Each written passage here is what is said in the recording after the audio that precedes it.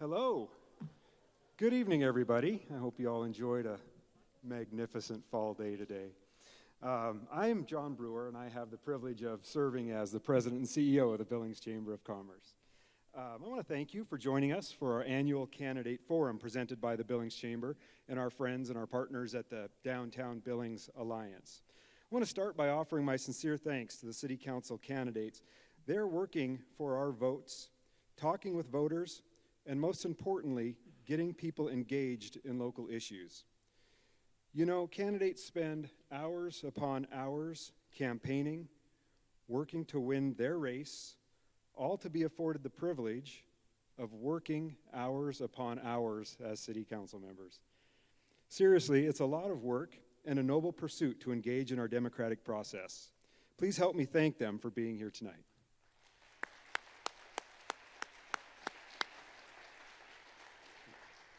We are incredibly grateful that you're joining us tonight to hear from the folks trying to earn your vote. Local elections are extremely important.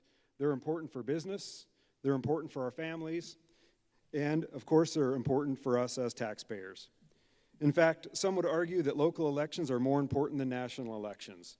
While news organizations spend countless hours of airtime on the 2024 national elections, which are over a year away, we are just days away from a local election where each of you has an opportunity to provide meaningful influence and chart the course for our city's future.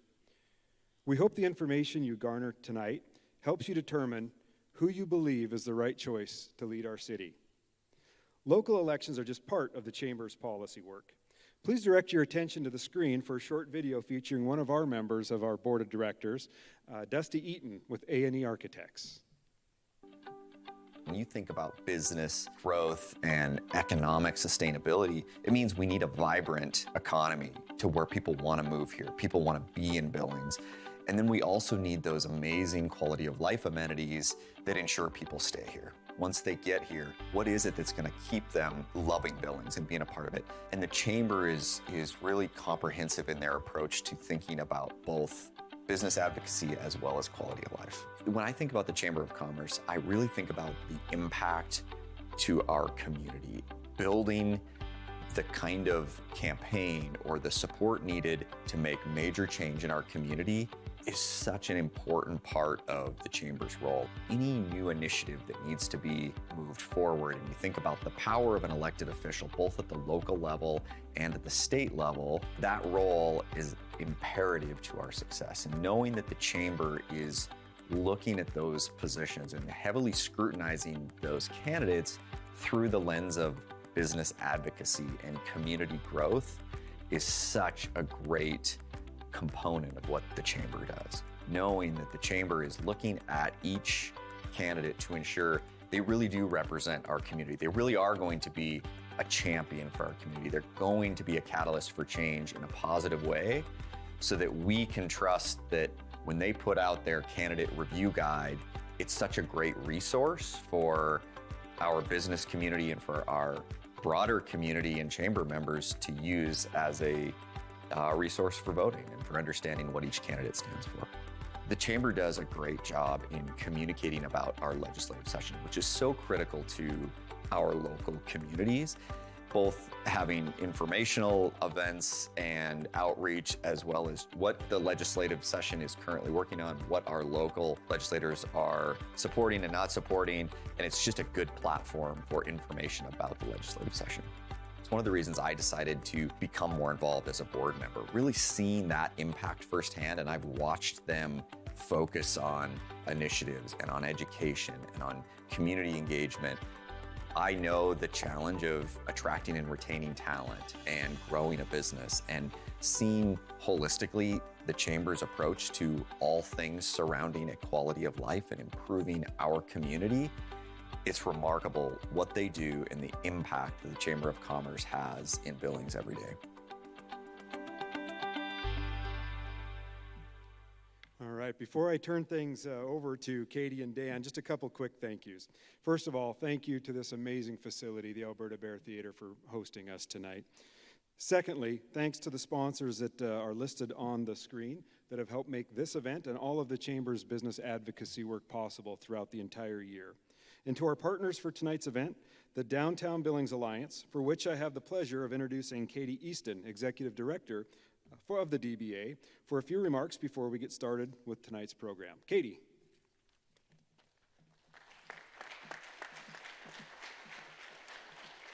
Thank you, John. And on behalf of the Downtown Billings Alliance, welcome to Downtown Billings. It is always a real treat to get to host an event here in the beautiful Alberta Bear Theater. And so I do want to just extend a huge thank you to the ABT team, Community 7, for doing what they do best tonight and letting us all enjoy this really, really important event. I have a favorite Chinese proverb that I use a lot when we talk about the work that we do in community development and community building.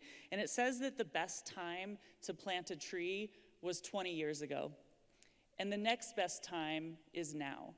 And so as we're sitting here and we're going to have the opportunity to get to know some of our city council candidates a little bit better, and you're going to go out from this meeting tonight and you're going to make a decision here in just a couple of weeks on who you elect for your ward for city council. I want you to consider that we are planting seeds with this decision. And some of these seeds will produce fruit almost immediately, and we will all celebrate, and we will eat that fruit, and we will go forward and continue to do amazing things with this council. But a lot of the seeds that we're planting as we make decisions like choosing a city council, engaging with our city council, engaging with our community leaders, these are seeds that are going to take decades to come to fruition, to produce something that we can enjoy as a community. And when we look at our work downtown, we really want to consider not only what seeds are we planting right now that we'll see results of here and now in the next few years, but what are we doing to plant seeds that will produce something for our world decades down the road. And so as you're considering these candidates tonight, whether you are electing a council member based on adding some much needed housing to Billings, providing low barrier emergency shelter to our unhoused, if you're really concerned about facilitating future air service to Billings, if you want to look at improving our streets and sidewalks, if you want to address developing programs for mental health awareness and addiction services, if you care about what size your alley trash can is, or if you are really hoping to create a safer community for you and your family, these are the folks that will make these things happen. These are the folks that will plant the seeds. So as you consider these answers tonight, the questions that we ask, I hope that you will take this information that we hear and really consider what kind of Billings do you want to see in 5 years, in 10 years, in 20 years, something that outlives these very, very fine service leaders of our community. I truly appreciate your time tonight to get to know these candidates. I appreciate the candidates themselves taking the time to come here. I know that this is a very heavy lift to get through this campaigning process. And then really to serve us as a city council member, it takes a lot of time and energy and heart. So thank you so much for taking the time to serve your community in this way. Thank you all for coming to Downtown Billings tonight. And with no further ado, I will turn it over to Dan Brooks, and we will get started with our very amazing candidate forum. So thank you so much for being here tonight, and I hope that you enjoy the Alberta Bear Theater in Downtown Billings. Thank you.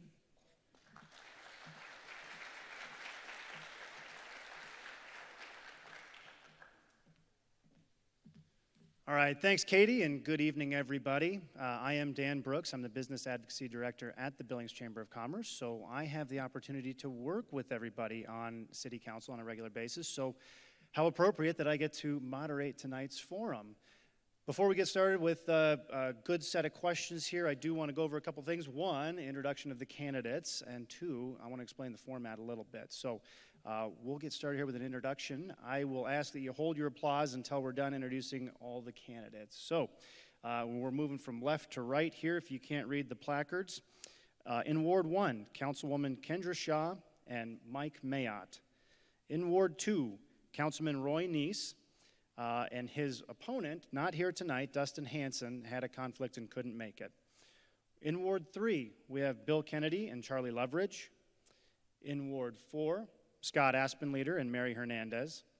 And in Ward 5, Councilman Mike Boyette and Bo Mulvaney. Help me give them a round of applause.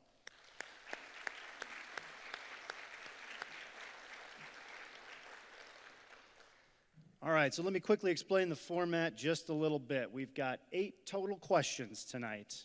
We've got 2 minutes for an introductory statement as their first question, 7 questions following for which they'll have 1 minute, 60 seconds to give their succinct answer.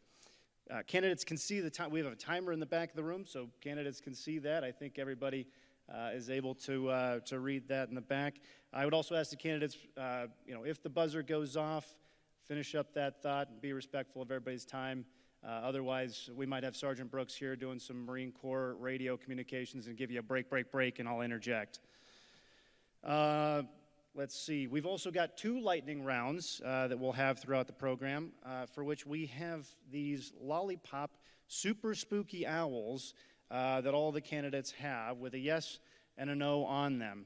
We got these donated to us in 2017 from Wise Wonders, and I've held on to them. I can't get rid of them because I love them so much. They're so cute.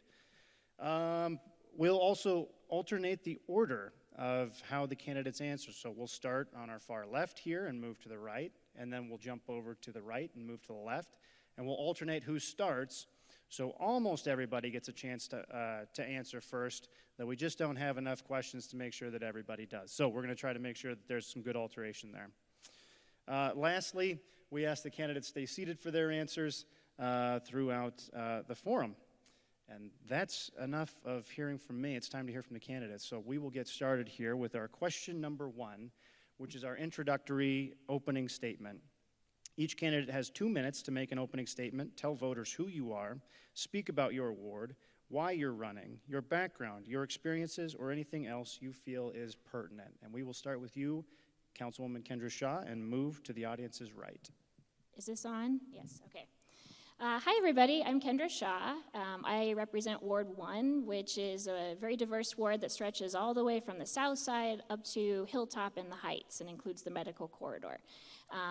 I grew up in Billings. I graduated from West, and like many kids, got out of here about as fast as I could. Went to school at the University of Montana. My husband and I then moved abroad for a number of years. We lived in Japan. We lived in Australia. Decided eventually to come back to the States so we could open a fair trade importing business, which we ran for a number of years while I was in graduate school at the University of Michigan. While we were in Michigan, we had our first daughter, and at that point, Billings started to look pretty good again. We had 2 sets of grandparents here. We thought we both had great educations going through the public schools. We have tons of parks. This is a great place to raise a family. So about 10 years ago, we packed up the U-Haul, moved back.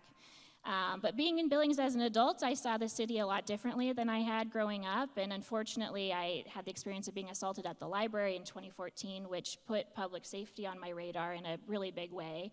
So I started watching the city council and seeing what decisions they were making, and I just did not see a council that was prioritizing public safety as much as I thought it needed to be at the time. And so I dug into city council minutes. I read about 3 years of council minutes, and I discovered that I actually cared about a whole bunch of other issues, including our library, our airport, our parks, our streets, and our garbage. And so I watched city council for a few more months and then decided that, you know what, if I wanted to see the kinds of changes that I believed in, and if I wanted this to be a place that my kids came back to, then I needed to get involved in government. And so I was elected 4 years ago. I've really enjoyed serving. I'll talk a little bit later about some of the things I'm really proud to have accomplished in the first 4 years, and I sincerely hope to be able to continue doing this work for you because I think it's really important, and my daughters are 5 and 11, and I want them to return here someday. So thank you. Thank you. Mr. Mayotte. Good evening. I'm Mike Mayotte. I've been living in Billings now for 35 years, and I know that this is the greatest place in the world to live. I live down on Lewis Avenue, and I will tell you it's the greatest place in the world to hang my hat every night. And I don't say this lightly. I've had the ability to go out throughout a lot of third world countries and do a lot of volunteer work over my lifetime. And every time I come home, I realize how blessed we are. Since we're so blessed, I think we have to give back to our community. And I've been doing that my entire life. Through my civil service as a career federal investigator, a leader in my church at St. Bernard's, a board member president of the Metro Park Advisory Board, a youth and high school soccer coach and referee, the district governor of Montana Rotary, the president of the downtown Billings Rotary Club, on the boards of Sabura, CDLI, parish life coordinator for Mary Queen of Peace, to name a few. The reason I'm running for city council is I want to keep Billings being the absolute best place in the world to live. We know we need to increase our public safety, we need economic development, we need transparency in government, and we need lower taxes. Frankly, folks, I'm going to tell you, and I'll tell it again tonight, my taxes are going up $954 this year. All right, unconscionable. $954. We need people that are fiscally responsible in government to make sure we keep our taxes in check, keep our homes safe, and make this a great place to be forever. Thank you. Thank you. Councilman Neese. Thank you. I am council member of Ward 2. I am running for re-election. First of all, a little bit about me is I am a Christ follower. I've been married for 35 years, have 2 children, 3 grandchildren. I've lived in Billings for 30 years. My wife and I chose to live in the Heights when we first moved here because the Heights is a great place to live. Now, Billings overall is a great place to live. Lewis may be good, but overall Billings is a great place to live. So I've worked for Ford Motor Credit for 17 years. I currently work with Fiserv Clover. I'm a local business consultant. I've been doing that for 18 years. Both of these careers have really provided a lot of background and analytical and business savvy and understanding really where to look for details. You know, prior to this, I trained horses, you know, before going to school and get my business administration. I volunteer at our church camp. I've been on our church board for quite some time. I volunteer for the Ducks Unlimited, Friends of NRA, Montana Pro Rodeo Hall of Wall and Fame, and other nonprofits. I think involvement in the community is very, very important. You know, my desire has been to help the city plan better, to use taxpayer funds more effectively, and really improve the public safety. One of the things as I've served on city council, I think I've accomplished that for the most part over the 5 years that I've served. I initially was appointed for 1-year term replacing Larry Brewster's vacant seat and then ran for election. You know, as I look at what I'm looking at my priorities as I go to the next 4 years, they haven't changed at all. And you know, I look forward to seeing the government continue to work to keep our taxes down, to improve the public safety, and make this place continue to be a good and safe place for kids to live, play, and families to enjoy where they live. Thank you. Thank you. Mr. Kennedy.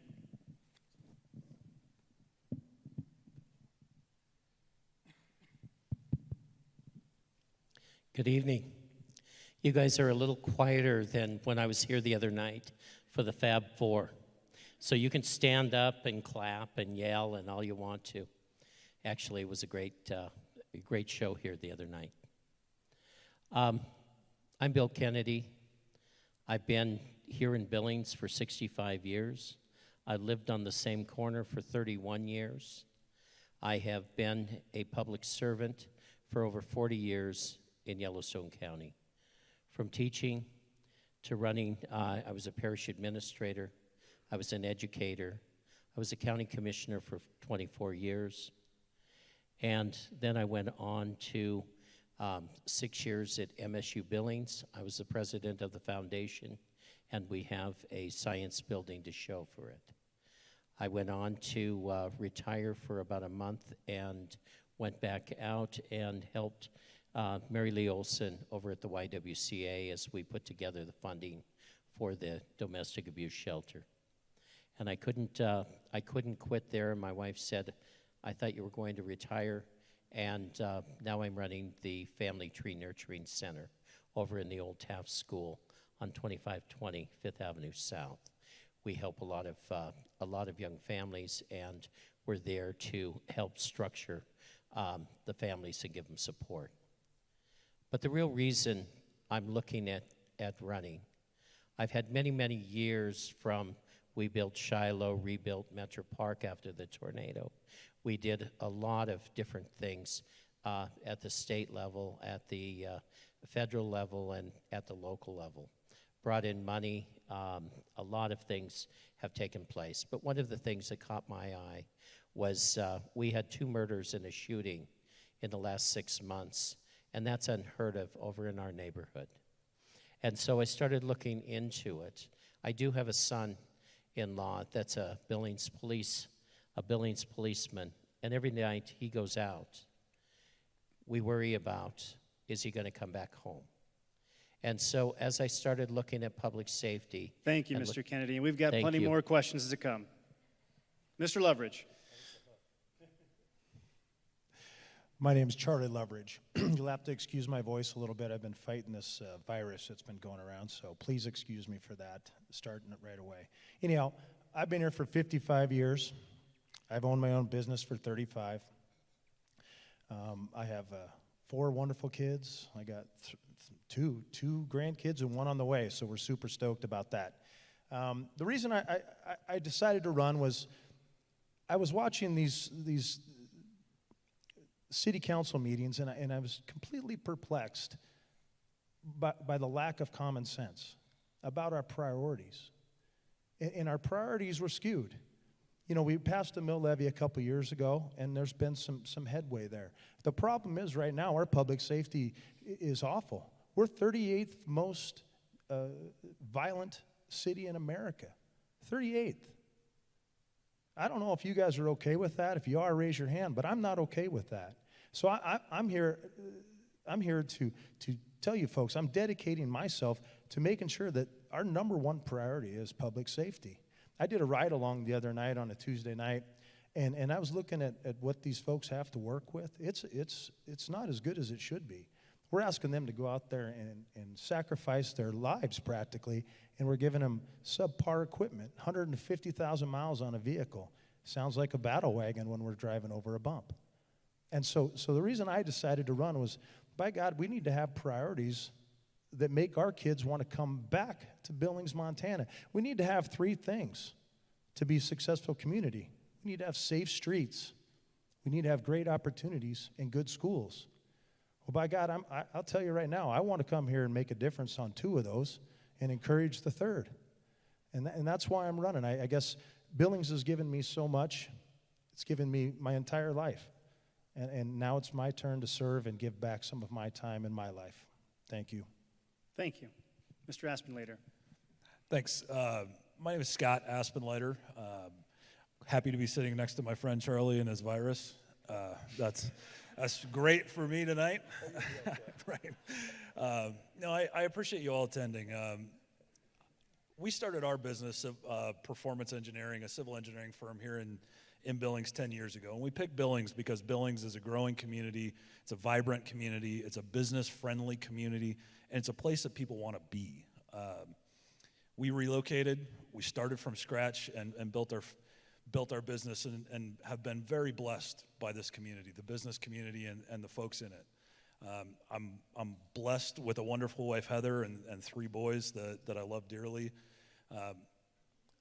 I want to be able to turn this city over to my boys in a condition that's better than it is right now. We have a lot of great things, but we have a long way to go in being proud in our community. I think the city council has a lot of reorganizing of priorities to do. If you've paid attention, we are focusing our priorities on parks and trails instead of pipes and potholes and police.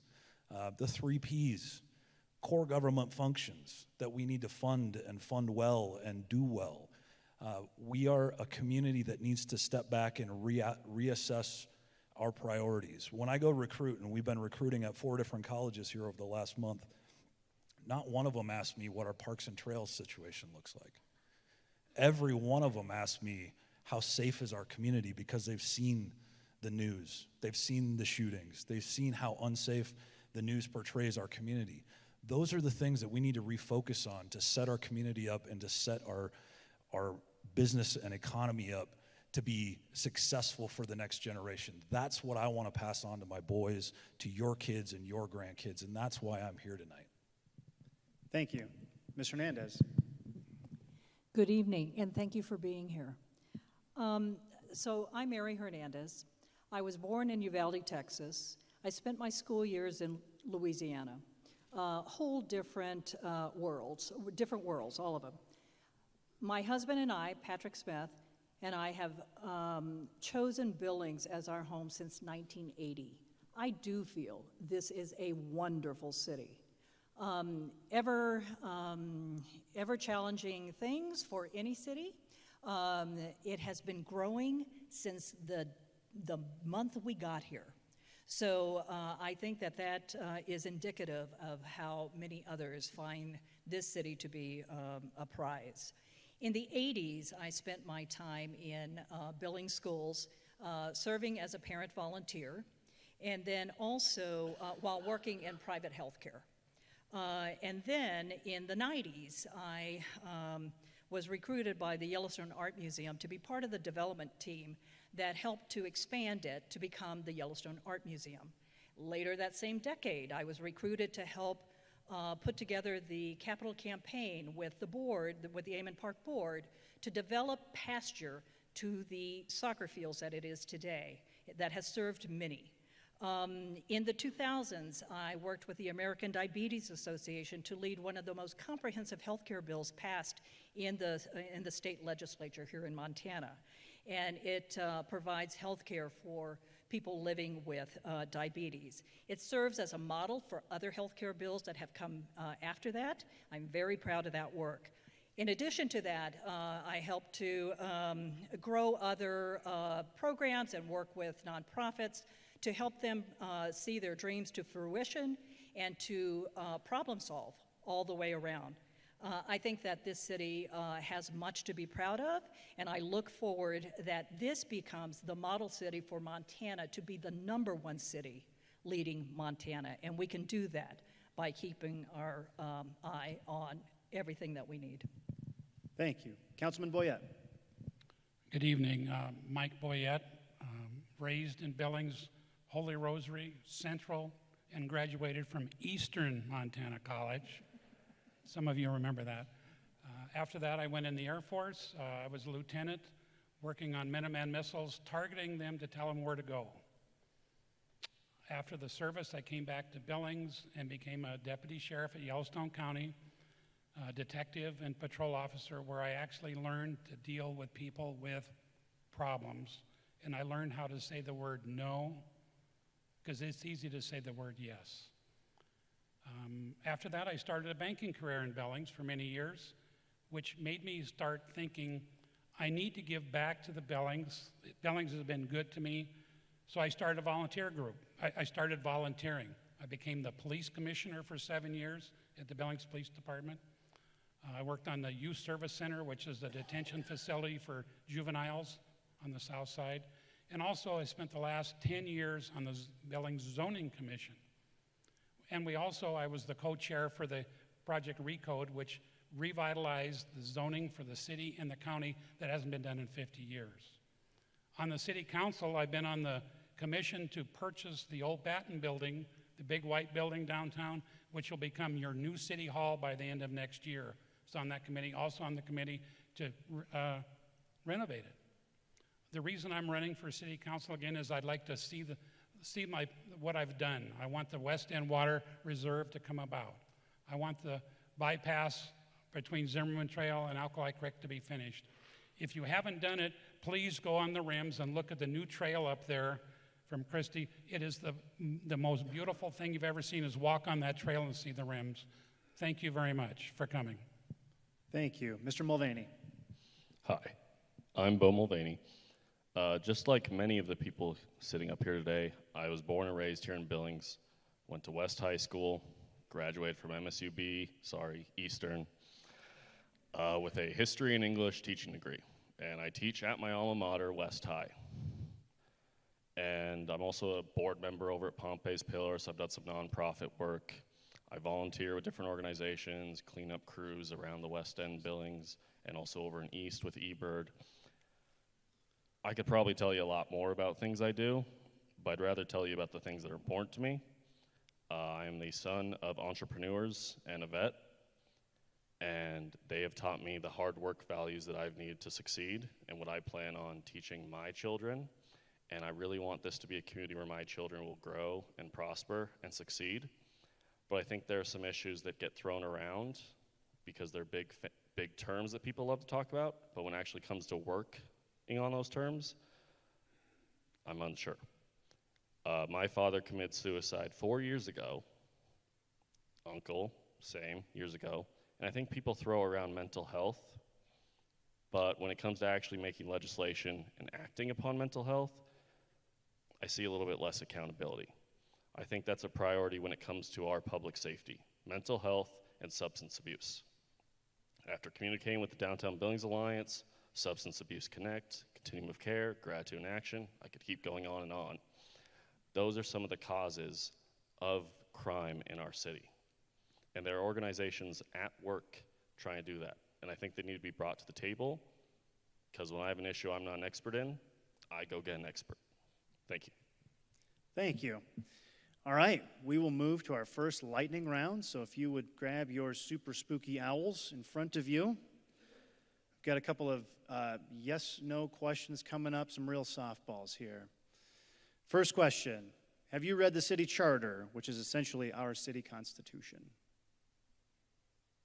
Thank you.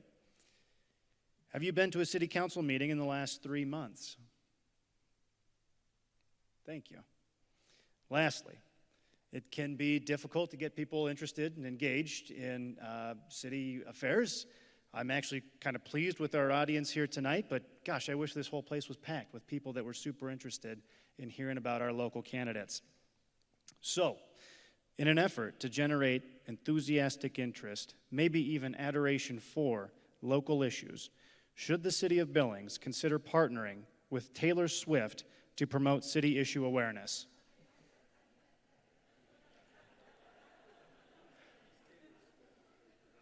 All right, I appreciate the answers.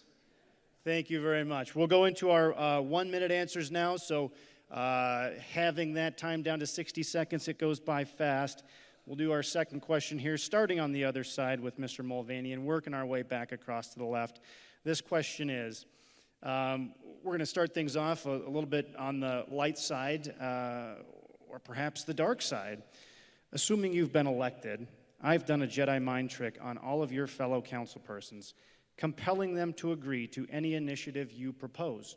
So, with unanimous support of council, what initiative do you pass and why? Mr. Mulvaney. I'm sorry, could you repeat that, Mr. Brooks? All right. Can everybody in the audience hear okay? Okay. Excellent. All right, well, here we go. Here's the premise of the question, or the question in and of itself. So, with unanimous support of City Council, assuming that I have gotten all of your council members to agree with you, what initiative do you pass and why? The initiative I would want passed is an initiative that's going to help curb our affordable housing issues here in Billings.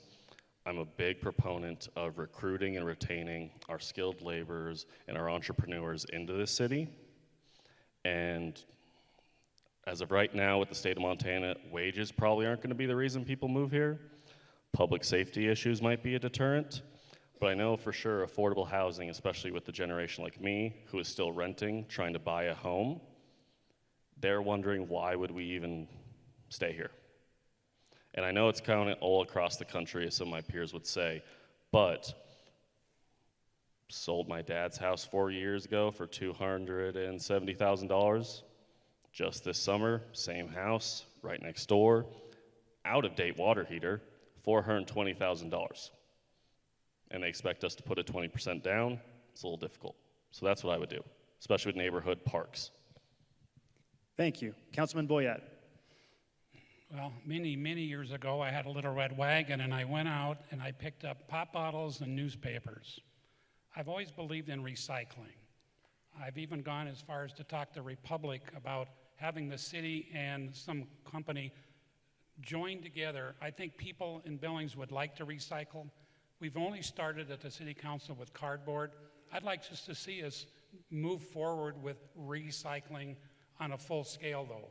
Cans, aluminum bottles, newspapers, but from the society as a whole do this. I really think that would be something, and if I was reelected, I talked to some people, but this is one of the things I'd like to try to do is generate more recycling, and why not?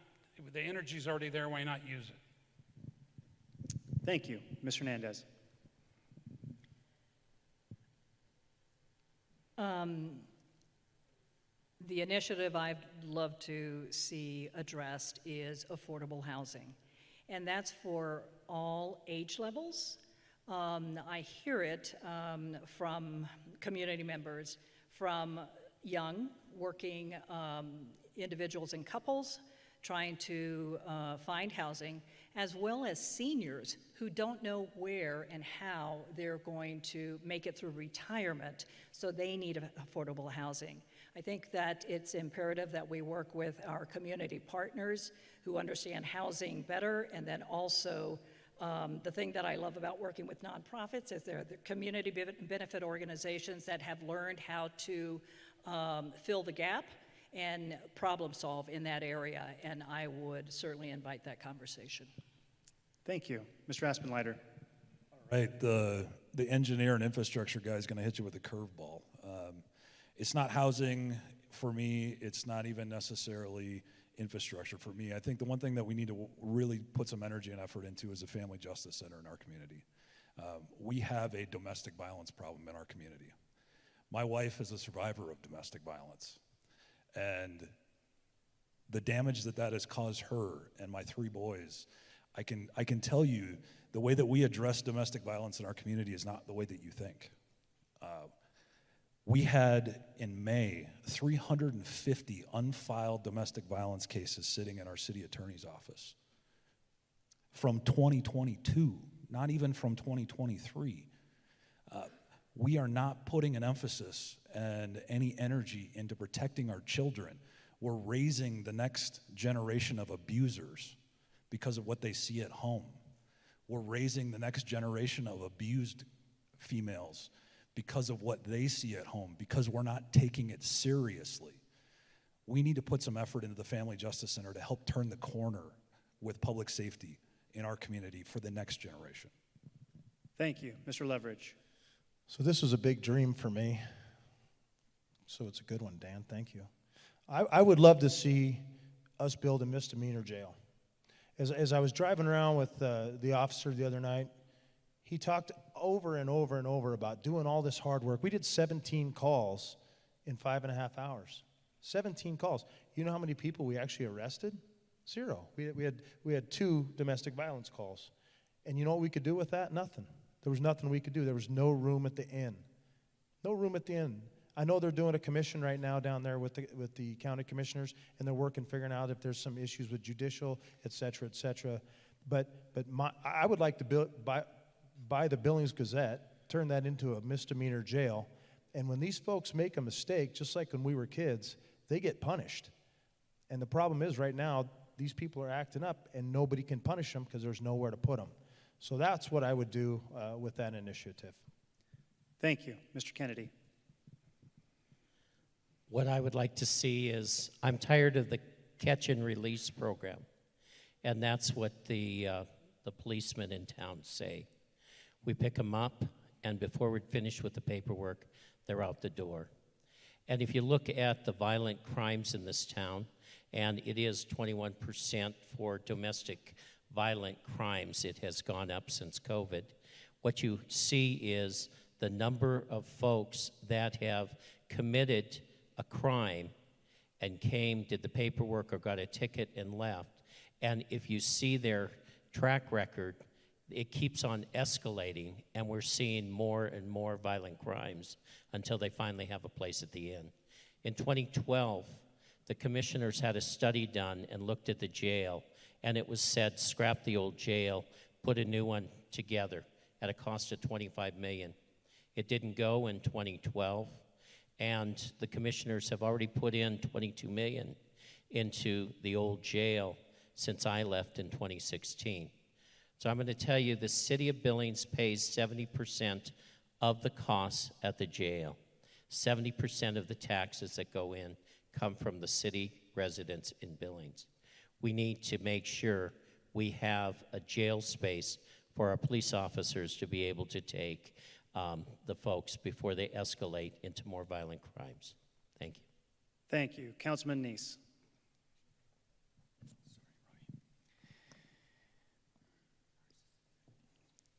So the idea of family justice has been mentioned, the center, the misdemeanor jail, all of those are things that I think the council actually has been instituting and stuff like that. And so there's never, to me, the biggest thing is if I had an option to do unanimous to just get rid of crime, but we can't do that. We have to hit this in multi-points. I think the family justice, I think the misdemeanor jail, expanding the jail, but I think we also need to get the community to get together. What I don't see enough of, I see some, but I don't see enough of allowing and really encouraging community churches and organizations like that to come forward to really help those in need. And I think if the city can partner with that and create some programs, we saw that back in the late 90s with some of those programs. But I think if we were to do something like that, to expand that, to really get the community involved with these people, because these are people that we need to address. They're not just numbers. They don't just all fit within one solution. And so I think one of that solutions is we need to also get the community involved to really help some of these people who need the help them out. I am not talking about handouts in places and businesses or organizations that help and encourage or enable those type of things. I think that is something in the city we need to take a stand against. But I think we need to have more organizations to help people up and out and make them good, successful members of the community. Thank you. Mr. Mayotte. Thank you for the question, and I agree with about everything I've heard up here. It's a family justice center. Billings has a crime rate that's 1.9 times higher than the U.S. average. It's higher than 96.5% of all U.S. cities. I was in law enforcement, and I've been working awfully hard throughout my life in putting criminals in jail. And as it's been said here, today we arrest them. Before the report is done, they're back out on the street. We need a justice center to where the criminals are being held and they're not going to be back out on the street. And we need to have a place where victims are going to gain assistance. And we need a place where education is going to take place, because we know that most of the crime ends up coming from the family. And there's got to be some outreach to those family people. So those are going to be kind of like the three pillars that have to come together, the three stools, three legs to the stool to make it all work. Thank you. Thank you. Councilwoman Shaw. Yeah, so if I could wave a magic wand at the county level, I would get them to address the jail. The county commissioners have not done that in the 4 years I've been on council. We've encouraged them. We've sat in meetings with them. We offered to put up money for a jail assessment. We didn't get a lot of traction, which is unfortunate. If I could wave a magic wand at the community level, I would start a family justice center tomorrow. But if I'm looking at just what the city can do and what a city council could vote for, I would get 3,000 more people living downtown. I would build the housing so that our downtown has a ton more residences that people can both buy and rent. It will make our downtown safer. You'll have people on the streets all the time. And all of that helps to turn our crime around. So that would be my magic solution for the city. Thank you. All right, moving on to our next question here. And I don't know exactly how I need to speak so you can hear it so it's not too echoey. How's that? A little softer? In 2021, the city published 2 reports which outlined dozens of efficiency recommendations for the police and fire departments, reducing the need for new resources. In 2022, the city of Billings was recognized as a LEED Gold city, the first in Montana, in large part thanks to energy efficiencies implemented over the years. Both are excellent examples of where city government has done well to use taxpayer dollars in an effective manner. Please give us one idea you have for finding efficiencies in local government that will save taxpayers money over the long run, and it doesn't necessarily have to be in energy or public safety, any city area that you'd like. We'll start with Mr. Mayotte, and we will move to the audience's right.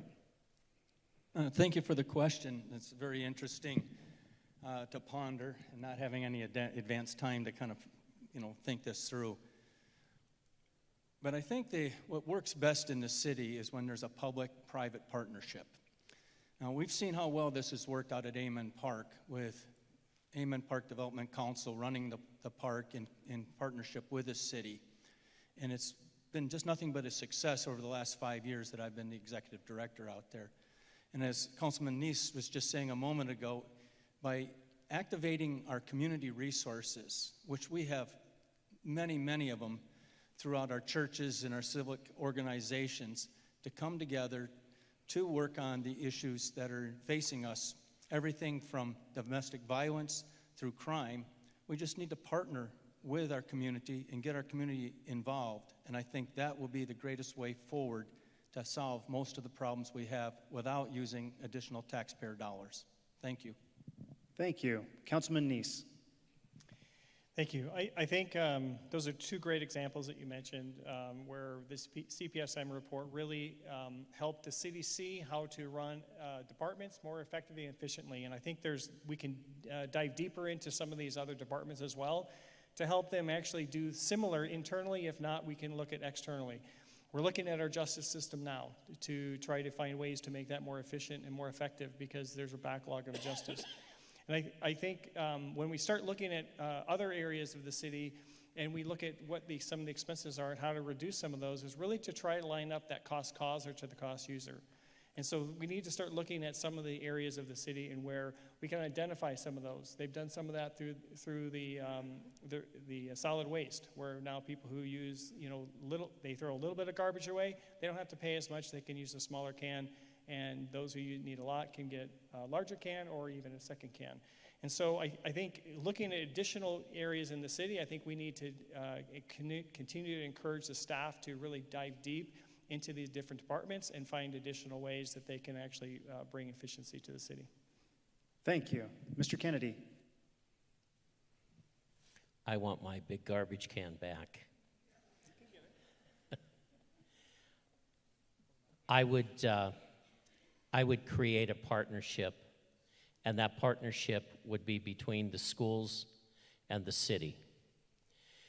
We don't have enough SRO officers in the schools, and we don't have enough officers on the street. And I think we should work with each of these governmental entities and be talking to make sure that our schools are safe, and we work together to make sure they have adequate safety in the schools, and that we have adequate number of police officers on the street. The number one thing that comes up all the time, and it's always, we can't find enough officers to hire. Well, if you go to McDonald's, they seem to be full right now because they have a lot of people working there. We should be paying our officers and getting the price up there so you can attract officers to come to this town. So that would be a cost-saving measure. Thank you. Mr. Leverage. Thank you. So over the last 35 years, I've worked with my dear friends who are here, which are nice of them to be here. But when you own a business, one of the things you have to do is you have to understand how to run efficiently. Money always isn't just flowing in the door willy-nilly and you're having the best year of your life. Sometimes you have to become more efficient. And that's one of the things I can do. That's one of these skills that you learn over a period of time. You don't read it in a book. And so as I watch the city council meetings, I see these assessments that come pouring in, and a good portion, usually 6 of them, just rubber stamp that bad boy, and off it goes. There's our assessment. Now we've raised it on low-income people, mothers, single mothers, and senior citizens on fixed incomes. I don't want to do that. When I get there, I'm going to ask those folks from Public Works, who are all professionals and super smart people, or else they wouldn't have that job, to look at it again. Look at it again and see how they can be more efficient for our neighbors, so we aren't having those assessments and taxes raised every single time they throw it in front of us. That's what I would ask them to do. Thank you. Mr. Aspenleiter. Thank you.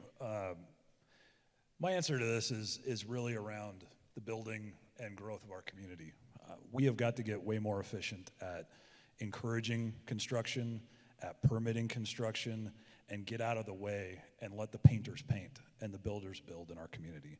If we want to talk about affordable housing, and everybody loves to use that buzzword, everybody. The reason that we don't have affordable housing in this community is we have so many levels of government interfering and imposing what needs to be built that it's not meeting your needs. It's coming out of a code built on the West Coast and the East Coast and imposed in the middle of our country in the flyover states. We are not efficient at moving building permits through, and it only drives the cost of construction up. That's not going to cut the city's budget, but I'll tell you what it will do. It'll get houses built, it'll get people housed, and it'll get people to work in our community. And that's going to generate revenue for our community. Thank you. Ms. Hernandez. The three-legged stool that I'd like to refer to is one where we strengthen relationships, and this is ongoing work, okay, because this has happened throughout the years. We just need to attend to it. And that is the partnerships between private, public, and nonprofit funding. Nonprofits have dealt with unfunded mandates since the beginning of nonprofits. And often they link and it's nonpartisan work, so we work hard to bring all the partners together to try to figure out solutions and to bring the funding from all three areas together to build things, to make things happen. And I've worked with a number of you, Mike, others here in different projects, and it really takes coming together to do whatever we need. Thank you. Councilman Boyette. The city of Billings last year spent a little over $400,000 on fuel to drive all of our vehicles. So what we've done is several of our garbage trucks now use propane. We got a grant for 4 city buses that are electric, so we're going to monitor that to try to save money. The safety mill levy that the citizens of Billings approved, we now have, we're working on 2 crews, but instead of sending the great big red fire truck to every call that Mrs. Jones fell down, we're going to send 2 EMTs in a SUV. The mileage goes from 2 to 3 miles to 30 miles per gallon. There's 2 crews, 12 hours a day. They anticipate, the fire chief estimates they're going to do 3,000 calls a year by themselves.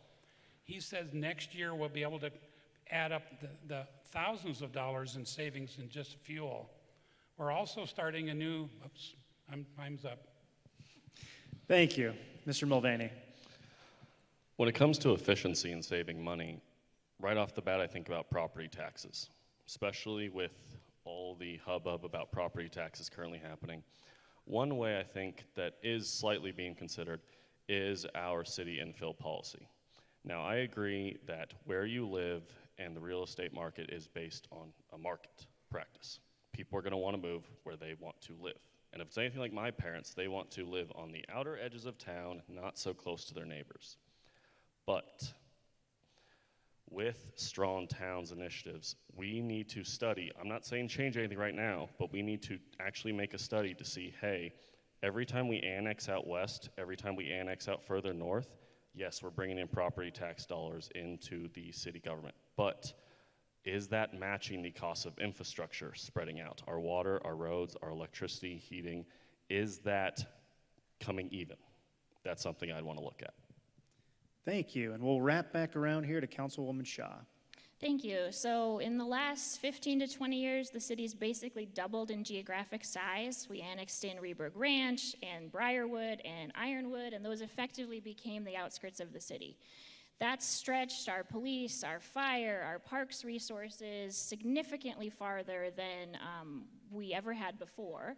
And to the point of a cost of services study, council has approved that. We're getting those numbers hopefully in the next few months where we're going to be able to look at what some of those developments cost and if we're actually recouping that money. Because what I see is that the more we prioritize infill and the more we can get people to build in town where the services already exist, where we don't have to haul out new water lines, we don't have to add a new fire station, that means we can cut costs for everybody else because we don't have to add on all the way to the outskirts of the city. So really prioritizing that infill policy and looking at how we can fold it into our new growth policy is, I think, will be a significant cost savings for Billings if we can do it right. Thank you. All right, moving on to question number 4 here. And we'll see what we get for answers because we've kind of touched on this topic by a number of candidates already. But go ahead and feel free to dive into the weeds, into the specifics here. Housing is not just a Bozeman and Missoula problem. Supply and affordability issues in Billings are a major concern for our Billings Chamber members. What should the city do to increase housing supply and make housing more affordable in Billings? And we will start with Councilman Boyette and work our way to the audience's left. I only have a minute. Okay. One of the things we've done is Project Recode redid our zoning. It's not perfect, but it changed something for over 50 years that hasn't been doing it to make additional dwelling units. That's where you can put, they call it the mother-in-law apartment behind your house. We've also tried to relax some of it, the zoning on multifamily. We can use TIF money for housing. And I would also like someday for the public to vote on it. We shouldn't have the council telling you what to do. I want the public to tell us what they want to do, and I was hoping there'd be more people here tonight to tell us that. Today I actually had lunch with the two county commissioners, and we talked about the world. We need to have more cooperation between the city and the county to try to solve our problems together than being, as right now, sometimes it's them and us. Thank you. Ms. Hernandez.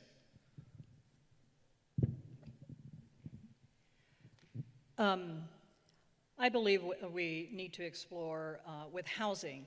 Number one, we do not want to have the issue that Missoula has now with its homeless population and the unhoused. And I can't say that we're not going there because we lack housing right now. So that's why I feel that housing is really we're at a critical point. I would like to explore further land trust use in being able to develop infill and also develop multi-family units and explore how other cities have successfully moved some of those at risk of losing housing and those unhoused in becoming housed. I think that adds to safety, to so many things, and also can help families be prepared to join the workforce and be able to show up at work because they're safe in a home and the like. More to come. Thank you. Mr. Aspenleiter. So this is the world that I work in. This is my business. This is what I do for a living. This is what I built a business, a successful one, doing. I'll save you from repeating exactly what I said in the last answer, but we have got to get out of the way in permitting and start to allow developers to do the things that they need to do in our communities. We adopted the International Building Code in 2021 universally, forced to by the state of Montana, adopted by our legislature. But we didn't look at any of that. There are so many unimportant efficiency codes that were foisted upon us and foisted upon builders. The cost of housing, if you look at the cost of housing from 2019 to 2021 with the new code, it's up almost 20% just from a code adoption. Those are the things that we need to step back at and take a look at and see how can we encourage building and construction in a cost-effective and affordable way, in a way that meets people's needs, not meets people's wants. Thank you. Mr. Leverage. Well, that's pretty much what I was going to say, so. That's what he does for a living, so I'll say what he said. I totally agree with what he's saying. We need to let entrepreneurs entrepreneur. We need to let builders build. And I keep saying that. We're duplicating code. We've got the state wants this, the county wants this, the city wants this, and it just drives up the costs. It drives up the costs. And these builders, they're not scared to charge. They have to. They don't have a choice, or else they don't make any money, and that's the name of the game with those folks, right?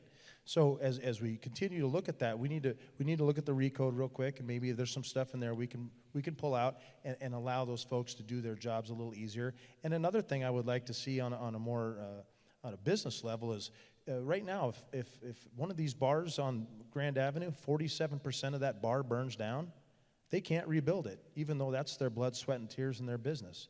They have to turn it into a yarn barn or something. And that's one thing that I'll work on diligently to help those folks save their businesses if anything weird happens to them with the fire or water. So those are some things I was thinking of. Thank you. Mr. Kennedy. I work at the Family Tree Nurturing Center over on South 25th, and there's a lot of empty lots that the city owns on the south side. I have to say CLDI has put together some fabulous housing projects on the south side. I think we should look at partnering with different groups out there to get affordable housing. And affordable housing is not $1,200 a month, but affordable housing for especially the moms and the kids that I work with all the time to have a place to live and to have that support. Because what happens is if they don't, they keep on drifting and there's a real problem. So we as a city could work with what we have, create infill, and also work with these other agencies and churches that are building these projects. Thank you. Thank you. Councilman Neese. Thank you. Affordable housing is an issue within our city, and it's not just affordable for the workforce, but it's not really sustainable for a lot of the lower income residents that live in our city.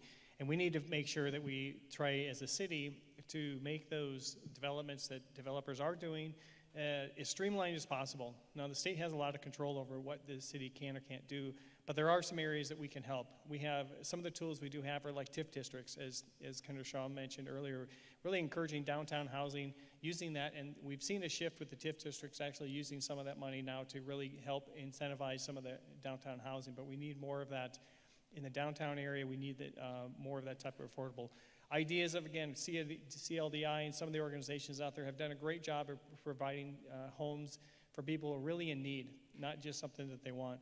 But I think that when we look at what it's affordable, that is a tough question, but I think it's not going to be a one-size-fit-all, and I think we need to look at, as a lot of the council or candidates and council members are saying here, that it's going to be a solution that we all work together. Thank you. Mr. Mayotte. Thank you. Pretty much agree with most everything that I've heard here. I was out to the Timbers Crossing out on Alkali Creek. They had the ribbon cutting last week, and as we were waiting for things to go, the builders, the developers were talking about the multiple layers of permitting they had to go through, and each permit has money involved with it. The cost, it just keeps adding, and it's just burdensome to them to try to do a development. And you see this over and over again. So anything we can do to streamline the process to ensure that we have safe homes for people to live in, I'm all in favor for. I'd also point towards the south side. I was on the South Billings Urban Renewal Association as a board member for many years, and the developments like Jackson Court that are going in over there. Good housing. These aren't projects. They're not like the old projects that are over there. These are good housing projects that people are going to want to live in and take care of, and they're very nice homes, and that sort of thing we can do. And again, partnering with CLDI, Dave Hagstrom did a great job with Chrysalis getting it off the ground and getting the First Interstate Bank behind it and financing, and those people just have taken the ownership of those homes. They love their community, and they just want to keep growing. Those are the things that we can do. Thank you. Thank you. Councilwoman Shaw. Thank you. So in the last about 18 months, City Council has approved TIF funding that's going to add about 100 housing units downtown in the next year or two. So that's really exciting, but it's just a small drop in the bucket. We need housing at all levels all across the city. So it's not just affordable housing, it's not just market rate housing, it's not just above market rate housing, it's all of it. That's what will eventually start to drop these costs for the average person. Then the other piece I would say is that the city is looking at, we've already done an inventory of city-owned properties. We put up 4 properties downtown for sale in the last year. We're looking at our process for that to try and streamline that and to look around the rest of the city and see what else we could maybe leverage that for. But the other piece is that we'd have a real lack of condo development in Billings, which is the ability to buy an apartment. And I think that's a market that we need to take advantage of however we can and encourage our developers to build these apartment buildings that people can turn around and buy and start building their own equity. So I would really like to see that. Thank you. And we'll loop back around to the other side. Mr. Mulvaney. So after you walk about knock on 600 doors, you get some friends to walk another good 500, you learn about a lot of different issues in the city. And one of the first houses I knocked on was over in my ward over off of 32nd and Monad, specifically next to a field that is now a neighborhood park, Lampman Park. And the issue that one lady had was that these, I'm so sorry, Tom, ground squirrels, I usually call them prairie dogs, are tearing up her siding and housing. I can think of a way to get rid of two issues in one. That neighborhood park can become affordable housing if the city is able to donate or sell at a cheaper cost to real estate developers to build affordable housing. I even talked to fellow city council members. I talked to our city administrator, Chris Kukulski. There are ways to do that, including infill and other things. I want to work with our experts in the field because I am not an expert myself, and that's one way I think we can do that. All right, thank you, candidates. We'll move on to question number 5. We've heard a lot already tonight about public safety, but this one is specific to it. And believe it or not, safety is improving in Billings. This summer, Police Chief St. John briefed City Council that we've witnessed 2 straight years of decline in violent and property crime. While that's fantastic news, we'd submit there's always more that can be done. What ideas do you have for the city to build on its safety successes? For those who have already answered a number of safety issue questions, go ahead and expound and dive deeper. So we will start with Councilman Neese and work our way to the audience's right. Okay, thank you. I think if you look at the last several years where the city invested and the residents invested in increasing public safety, and through the application of those funds, the city has done a really good job of trying to fight crime as it's been increasing.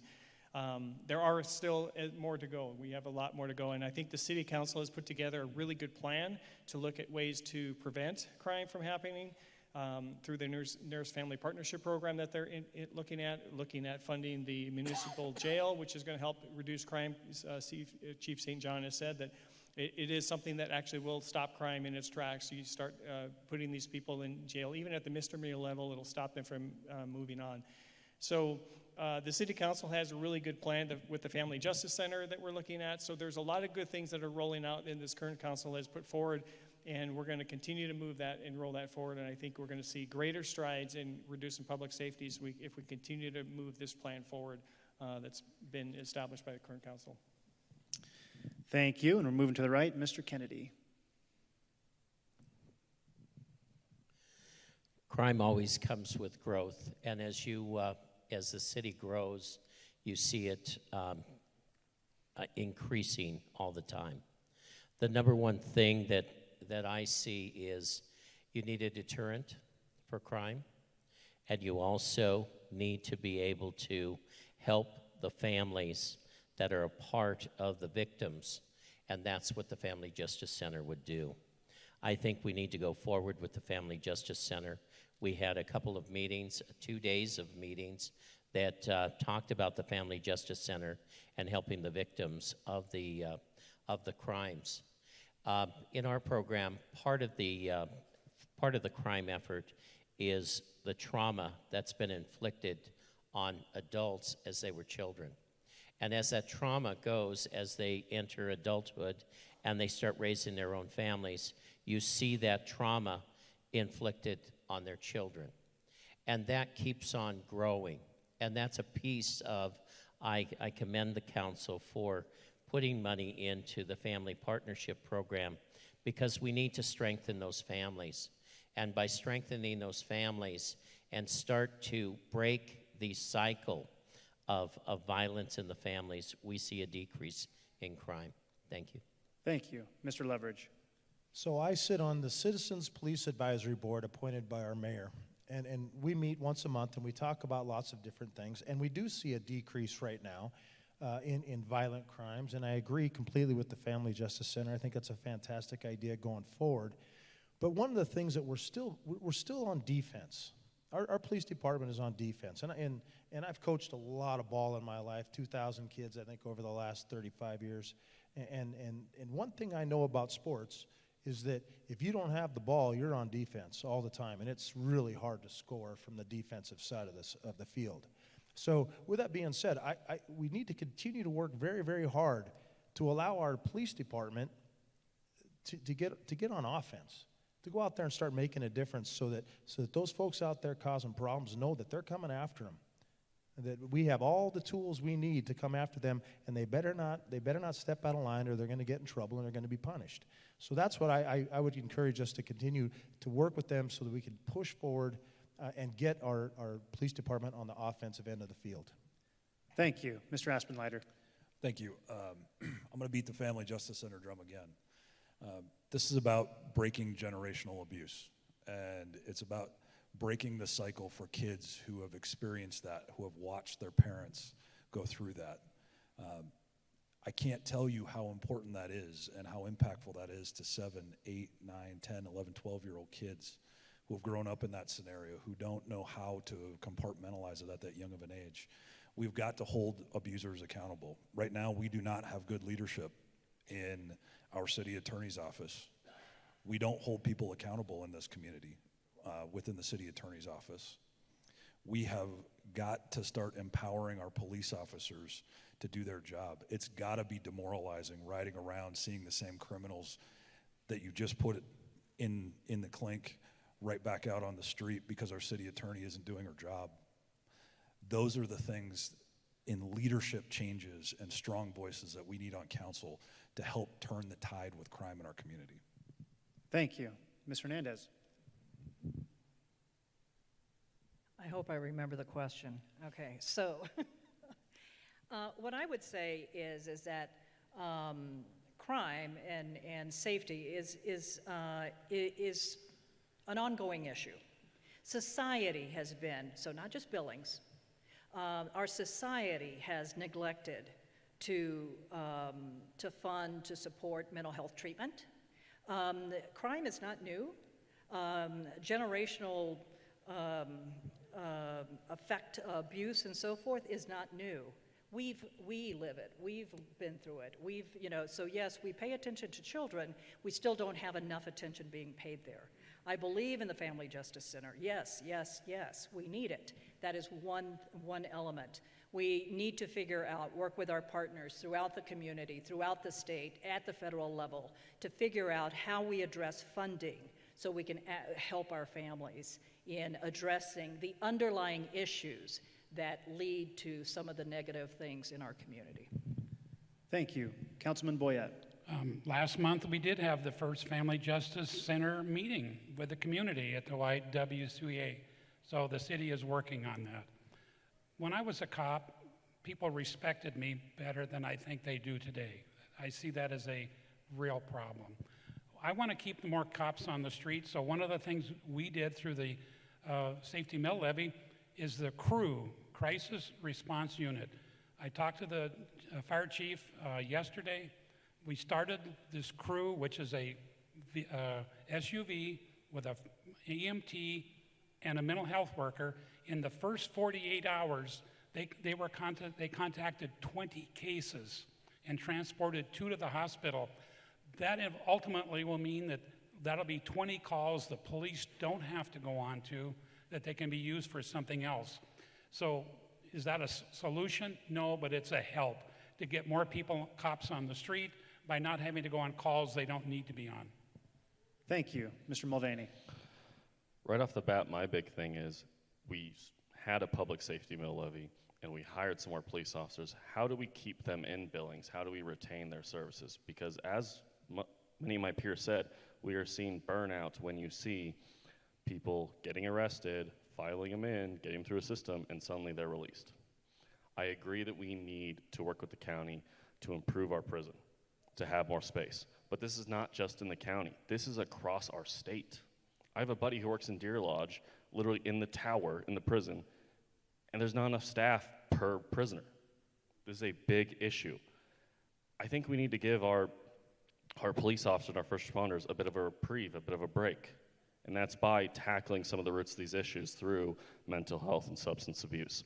We're starting to work on it with mental health crisis units starting last week. And we're seeing positive results. We need to continue that work. We need to continue working with the county, but until then, I think we need to look at crime prevention as a serious focus. Thank you. Looping back around to Councilwoman Shaw. Thank you. So my first year on council, 2020, we went out for a safety levy that passed. Thank you, Billings voters. My second year, 2021, we went out for another safety levy to increase our capacity. Those two together have added $11.1 million a year to the public safety budget in Billings, and that will be ongoing in perpetuity. So we're already seeing that make a difference, as was referenced in some of the crime statistics that are going down. The reason you're hearing everybody talk about a family justice center is because the chief has just reported to us about 50% of our aggravated assaults in Billings, 60% of all assaults are partner family member assaults. It's a huge percentage of our violent crime in this city is what we refer to as domestic violence, partner family member assaults. So a family justice center is a model to bring all the people who provide services under one roof. So you've got your domestic violence investigators, you've got your police, you've got the YWCA, you've got everybody there together so that people can come in and have one intake and make it simple to get the help that they need. So that's why it's an exciting model. Thank you. Mr. Mayotte. Thank you. You know, I grew up on a dairy farm, working dairy farms as a kid. And one thing I learned right quick is you go into the barn at about 5 in the morning, you turn on the lights, the rats and the mice ran away. We need more light.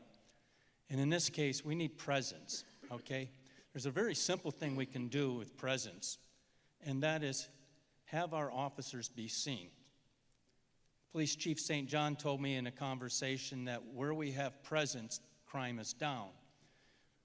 So just think if we turned around and went like other large cities and we started painting our vehicles white with off-color to them that stood out. And if you think about it, these new community officers we have, they're in a white car with green on them. They stand out. We have police cars that are gray with gray writing on them. That's not presence, that's gotcha. The second thing we can do, and we have a history of this, is cooperative policing is what we called it. When I was working in cooperation with Treasury, the FBI, Customs, in the city of Billings, we started what was called the Montana Cybercrimes Task Force. That was crimes against children before that idea was even coming forward. We know by bringing together all the law enforcement agencies at all levels that we have more presence and we can attack more crime more quickly. And I'm going to tell you folks, back when Joe Clutie was here with the U.S. Marshal Service, we went on this approach and we got the dangerous motorcycle gangs out of town. We've got 3 dangerous motorcycle gangs in town now. Thank you, Mr. Mayotte. Thank you.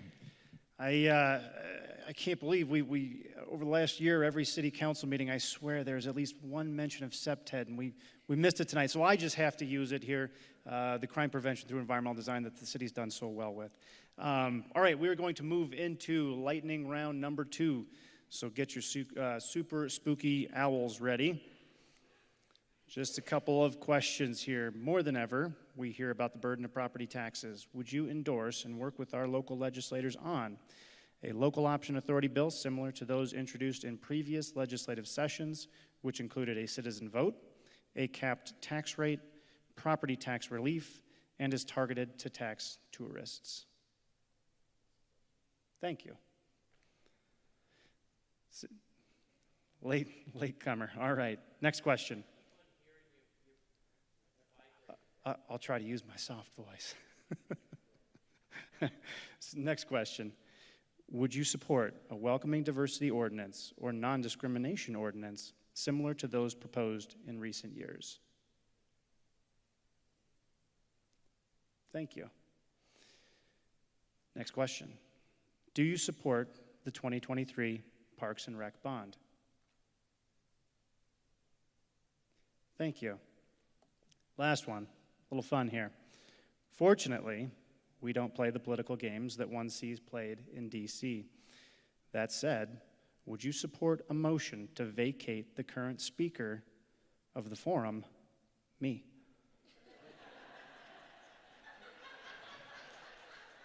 All right. Thank you. I have it on good notice that this is not an official meeting, so none of that counts. All right, question number 6.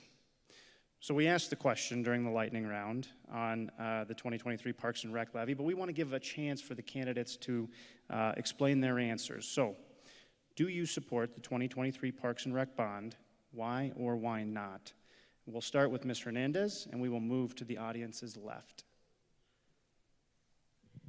I do support it, And I believe, I also appreciate that it's going before the voters, because the voters will make the ultimate decision.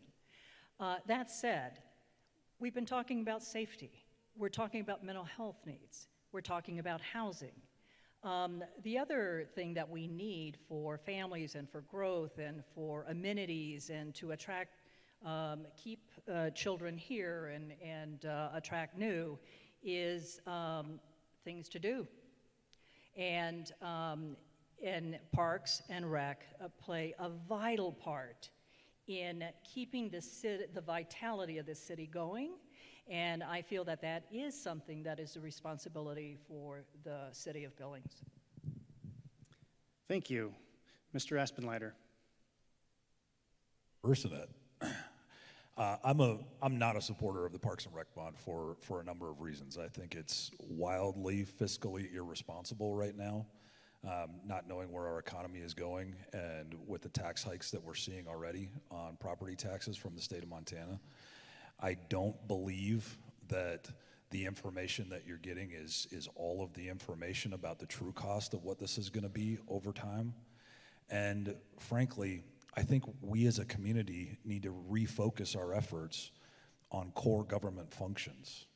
Parks and Trails is not a core government function. Parks and Trails is an amenity. We all want nice things. I'd love to drive a Cadillac. I don't. We need to focus our efforts back on our core government functions: pipes, potholes, and police. Let's make our community safe. Let's make it vibrant through safety, and focus our tax dollars on that. We all know that we're going to have a $200+ million jail bond coming, but yet we're focusing on Parks and Rec. Thank you, Mr. Leverage. So, do I think that we should have a big rec center for people to watch kids skate and swim and play basketball? That'd be great. That'd be great. Nobody in this place has coached more kids than I have. Well, maybe PJ Maloney, but other than that, nobody in this place has coached more kids than I have. I love athletics. It does so much for our children. However, I'm opposed. I think it's the wrong time and the wrong format. I'm not sure anybody here has walked more houses than I have, because I've been doing this now for 3 months because we had a primary. And I'll tell you, as I speak to our single mothers and I speak to our senior citizens that are on fixed incomes, we've got 43% increase in fuel. We've got 26% increase in just living expenses. And on top of that, property taxes. They're scared. They're scared they're not going to be able to make their ends meet. So we need to listen to our neighbors when they tell us these things. That's what's important. And that's what I'm listening to. Therefore, I do not support it at this time. Thank you. Mr. Kennedy. I have been going door to door talking to a lot of folks.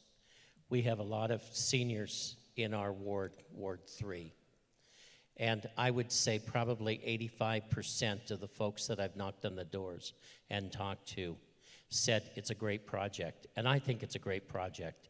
And I'd really like to have the South Park pool done. But the real part of it is, I think we need to listen to the people that are in our district. And the people in the district, as I've gone door to door and talked to them, have said, not at this time, not at this time. And that's, if I'm going to represent them, I want to represent them and listen to what they have to say. Thank you. Thank you. Councilman Neese. Thank you. I don't support the current bond that's going forward. I actually supported to have this split, one for Parks and Trails and one for the rec center. Because I think that even though our priority is number one is public safety, I think the city can do more than one thing. As was mentioned here, it would be great to have a rec center. I'm not opposed to having a rec center in the city, but then again, we got to look at what the residents can afford. We as City Council just saw that Public Works is looking at $178 million in stormwater sewer. That's going to be passed on to the public also. So there's a lot of expenses that are going to be coming to the residents that besides the property taxes that we just paid, additional fees that are going to be charged to them. So we need to be very cautious and look and consider what our residents are have to pay in taxes and in fees and for services, for those potholes, for the sewers, for the water. And so I think when we look at this whole picture, There's a lot of unanswers regarding the rec center, and I think it's not fully baked yet, and I think we need to take a look at that and look at other avenues, way to fund that later down the road. But I would really like to see us entertain a park and trails bond only, because I think we can work on developing some of our parks and trails and look at the park center, rec center later. Thank you. Thank you. Mr. Mayotte? Thank you. I've been in support of the rec center on the south side since the Victus study. Part of Sabura board, we pushed on that, we kept it going, we had community involvement, and the price tag blew up too big, and it just died on the vine. So then I initiated an idea to put Davis Stadium over on that property. And I had buy-in from the city, I had buy-in from the community, but no buy-in from School District 2. So then Sabura said, well, nobody else is going to do it, let's go forward. So we started moving forward, and we had a plan to where we could build a rec center that would have 6 to 8 hardwood courts, at least one sheet of ice, if not two, with the existing $26 million we had, without raising another dollar in taxes. Then the project got co-opted, Sabura got iced out for most of it, and it became a $100 million project. Right now, folks, we don't know, most of you don't know what your taxes are going to be this year. I know because the city treasurer used my home as a test bed. $954 my taxes go up before a bond. Now think about people that have fixed incomes and cannot go out and produce extra income. Thank you. Thank you. Councilwoman Shaw. Yes, I'm an enthusiastic supporter of this bond. I spent 18 months working with community groups all across Billings, including the Chamber, Big Sky Economic Development, Billings TrailNet, Partners for Parks, everybody coming together to look at what this package could look like and to touch community-wide. That was really one of the touchstones of putting this together. A piece that we don't talk about enough is that it's been since 1999 that Billings has even voted on increased park funding, which is a really long time. And as you can imagine, some of our infrastructure has deteriorated in that time. So South Park Pool is over 100 years old. The bathhouse is in terrible shape. I recommend you all go check it out, but it's an embarrassment to me as a representative of that ward, and when I compare it to Rose Park, our other outdoor pool, they're not at all the same. It's an equity issue, in my opinion, and so we need to rebuild that and make that pool just as nice as Rose Park. The way to do that is the bond. We don't have $10 million in park funding to magically make that happen. If the bond doesn't pass, I don't know how long South Park Pool has, and that is scary to me. Thank you. Wrapping back around to Mr. Mulvaney. I do support the bond. However, the biggest figure that you have to put into your lives is, do you support the bond? Me as a teacher and one who works with our future every single day, here's some reasons why I support it. One, if we don't pass it, I don't think the costs are going to go down in the future if we try to build it later. Two, we have private organizations such as Big Sky Economic Development, the Chamber, and PAR Group that are currently investing into it. We have private groups who believe this is good for their employees, their customers, and their consumers, and for the community that they do their business in, this is productive. I was a coach. For wrestling, having wrestling at the Metro State, we bring in tons of money to our hotels, our restaurants, our businesses, and also our hotels that go into T-bid, which can be used for other city projects. Swimming, we have to go to Hardin. Nothing wrong with Hardin. My mom owns a business in Hardin, but I'd rather see our local businesses get that change. Also, I'd like to see some SEPDED currently implemented further into parks. Thank you. Excellent answer. Councilman Boyette. Believe it or not, I was getting a cup of coffee today, and an old friend called me that I went to high school with and said, "What in the world is this bond issue about?" So we talked for about 20 minutes, and he said, "Okay, what are you going to do?" So my question is to him, the public is going to vote on this. 4 years ago, this came up as a $35 million project, and I was astonished. Today, it's a lot more. So I told him the people of Billings will know what they want to do. That's why I wanted, as a councilman, to make you vote for this, not for the council. He said, "Okay, what are you going to do?" And I said, "People go to the parks and use the trails. I've told the council in public, we need the parks and trails. We don't necessarily need a want of a rec center. But for the sake of the parks and trails, I'm going to vote for it. Am I happy about this? No, I think this is the wrong time, but I'm going to vote for it. All right, thank you, candidates. Moving on to question number 7. Bear with me on the preface here. In our candidate questionnaires, each of the candidates generally supported the concept of tax increment financing, or TIF, as an economic development tool. When discussing TIF in the recent legislative session, I often refer to us as having dodged a bullet, avoiding very detrimental changes to TIF. Undoubtedly, the issue will return in 2025. So the question to you, candidates: what do you think the state could learn from Billings about prudently utilizing tax increment financing, and/or what changes would you recommend to one of Montana's only economic development tools? And we will start with Mr. Kennedy and move to the audience's right.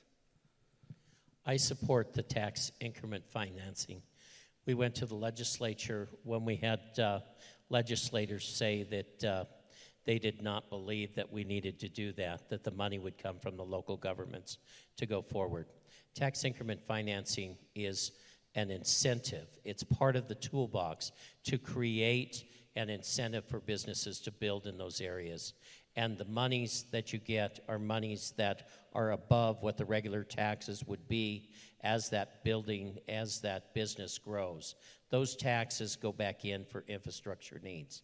That's where I'd keep it. I think it works. I think it's a great tool, and I would support it, and it's really helped a lot of areas of Billings. Thank you. Mr. Leverage. Well, I'll echo what Bill said. I think it actually is a I think it should be you, isn't it? Right? Oh. Right? It's me? It's you. Okay, it's me. Okay, we're just trying to do things right up here. What's that? We're just trying to do things right up here, Dan. I know he does. Anyhow, so with that being said, I do support the TIF. The big thing with the TIF that I always am worried about is that we make sure that we're spending those monies properly. And that's what it is a tax. We have to remember it's a tax. It's not free money. So we have to make sure that when we do get that money, that money's being spent in an effective and efficient manner.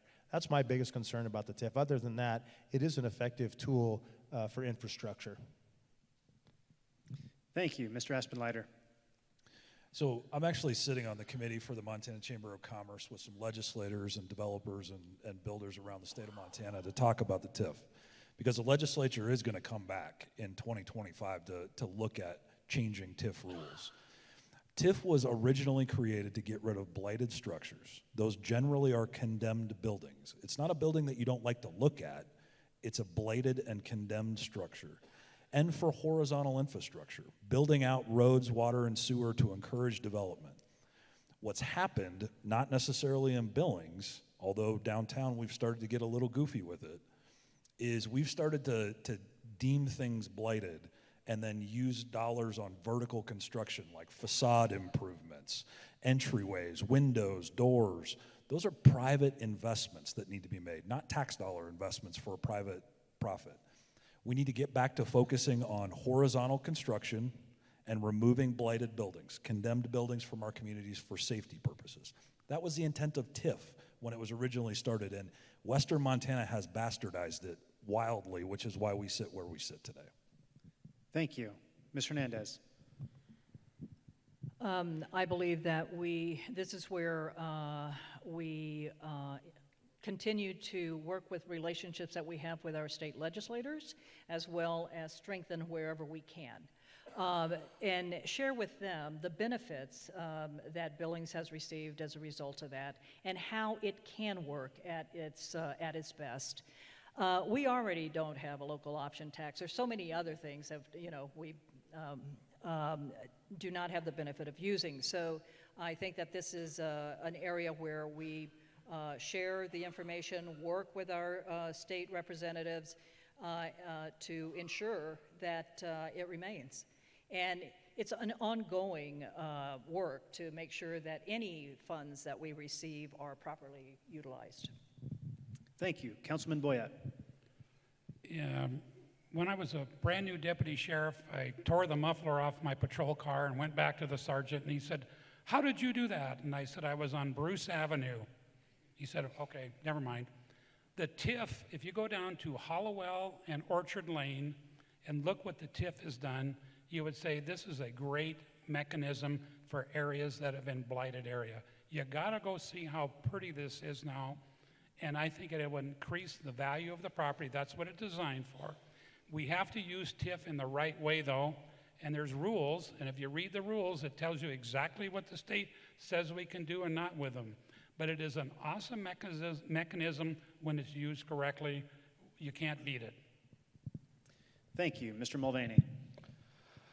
Well, when it comes to state legislature about anything, not just TIFs, I believe we need to advocate for our municipal government and our city in general to our state legislature, especially when they start trying to pass legislation that is limiting municipal control and basically this conservative belief that I, as a smaller government, am able to run my own show better than the bigger government out there.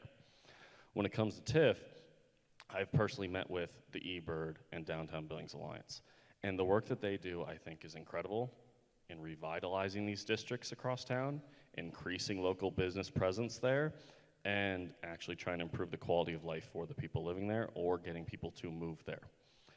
I really wish there was TIF funding in Ward 5, but there isn't. We have to come up with other ways to fund our projects. But TIF funding, I think, is essential, and I think we need to show our Montana State Legislature how Billings does things, not just how everyone else does things.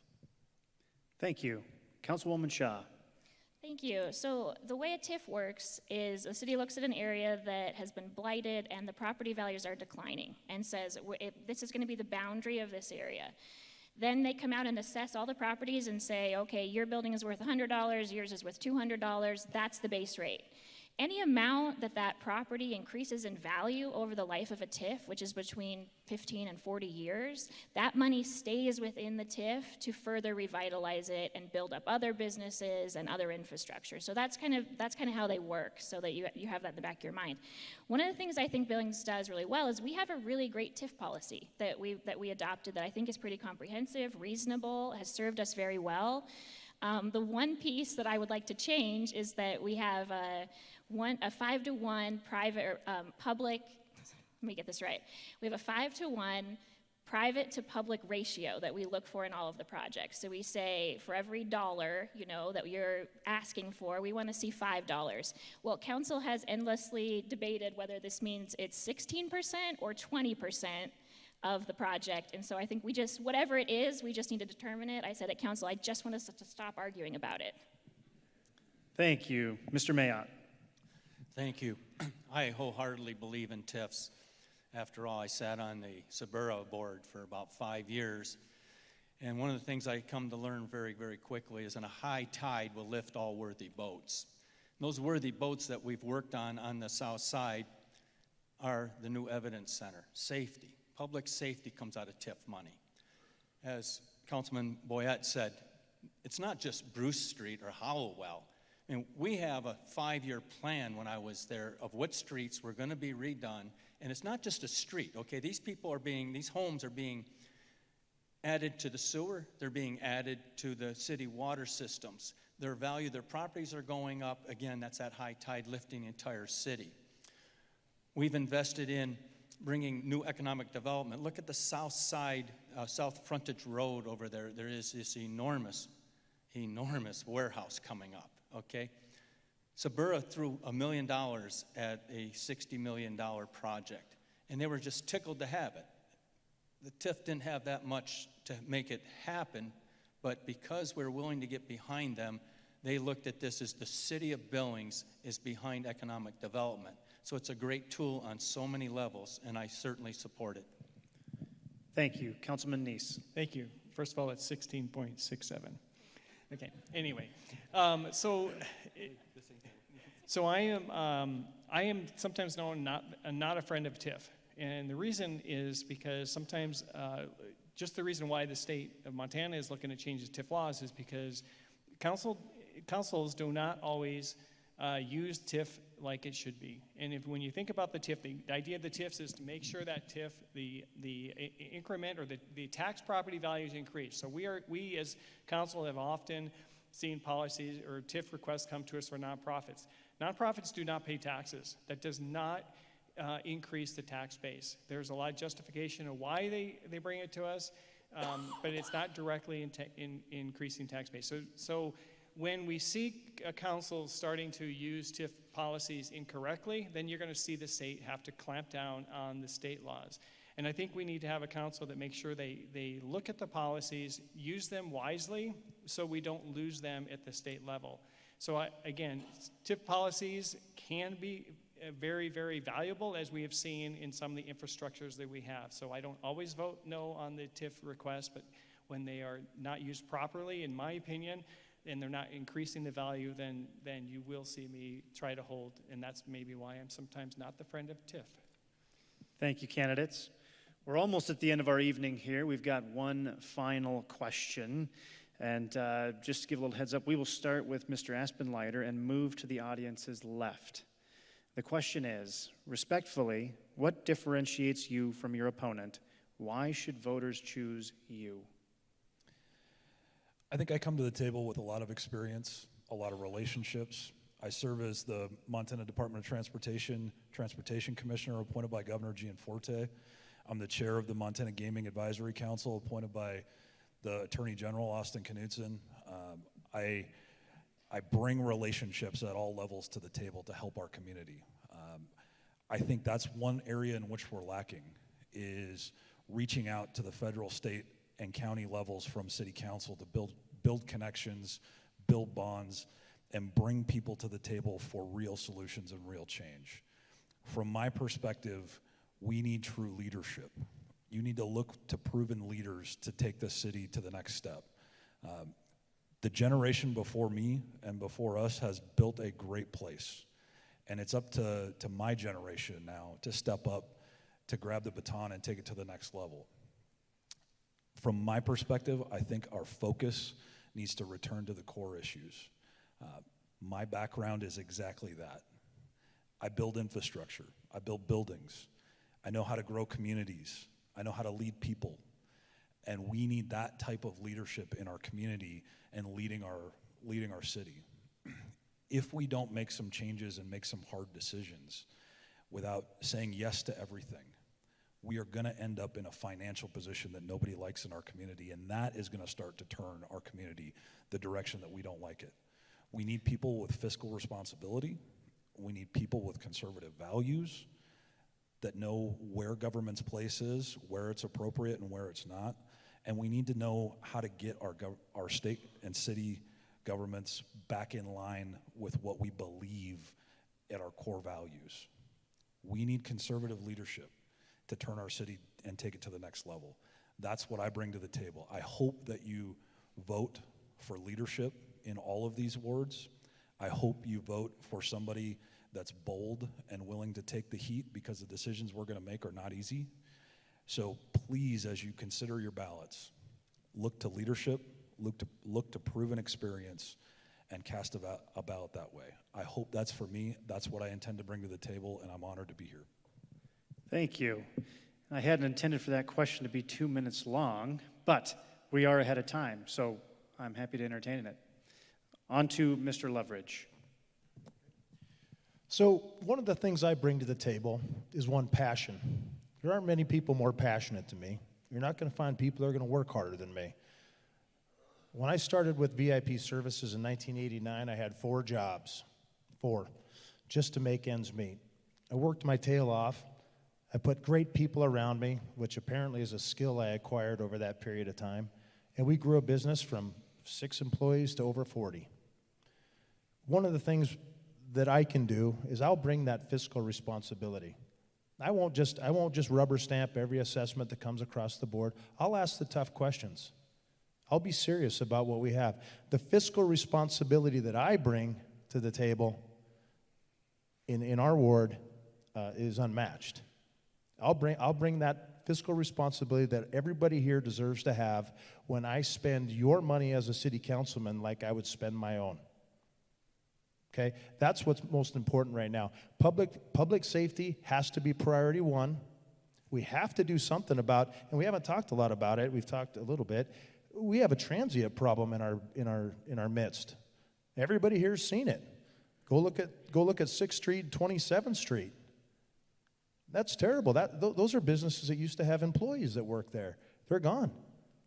We need to encourage or help our police encourage those people that don't belong here, that are just here to cause trouble, to shape up or ship out. And those folks that need help, give them a hand up. That's super important.